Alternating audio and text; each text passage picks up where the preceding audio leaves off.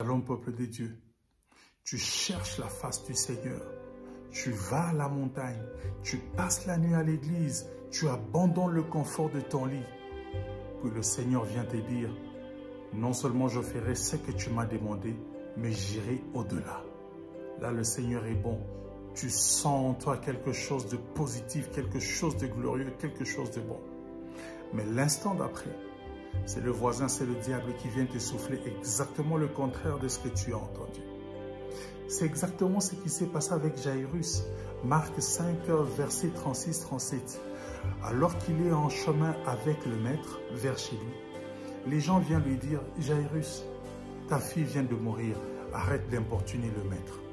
Jésus entend cela et tout de suite il récupère la situation pour lui dire, première chose, crois en ce que moi je te dis. Ne crois pas en ce que tu entends, ne crois pas en ce que tu vois. Fais-moi confiance.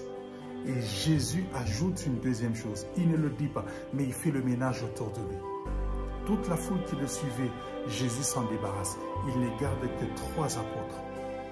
Bien-aimé dans le Seigneur, cette histoire te parle, elle me parle.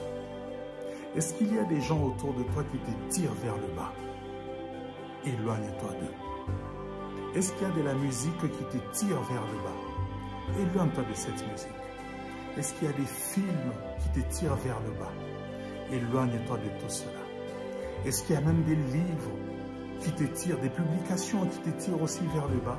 Éloigne-toi de tout ce qui peut te tirer vers le bas. Éloigne-toi de tout ce qui ne t'amène pas dans la présence de Dieu, de tout ce qui enlève le peu de foi qui te reste. Parce que le Seigneur agira dans ta vie sur la base de la foi qui est en toi. Soyez bénis.